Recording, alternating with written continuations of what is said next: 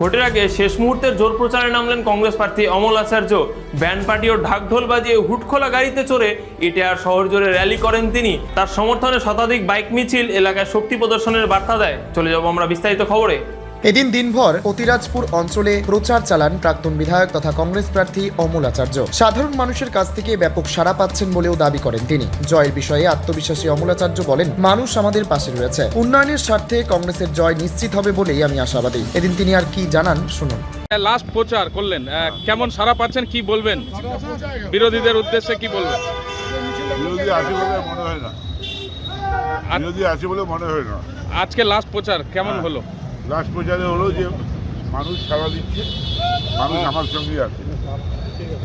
আর শাসক দলের প্রার্থীরা তৃণমূল বলছে যে ইটাহারে বিরোধীদের কোনো অস্তিত্ব নেই, কি বলবো? ওদের তো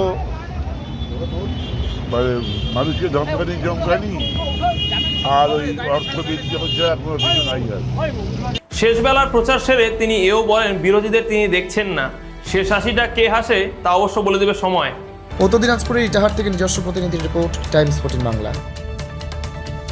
আরো নিত্য নতুন ভিডিও পেতে এবং তথ্য জানতে আমাদের ফেসবুক পেজকে লাইক ও ফলো করে রাখুন। সেই সঙ্গে টাইমস 14 বাংলার ইউটিউব চ্যানেলকে সাবস্ক্রাইব করতে ভুলবেন না।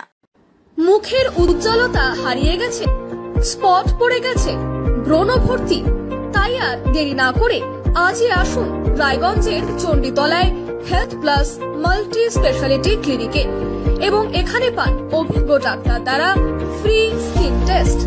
আরো বিস্তারিত জানতে যোগাযোগ করুন 9674895169 এই নম্বরে।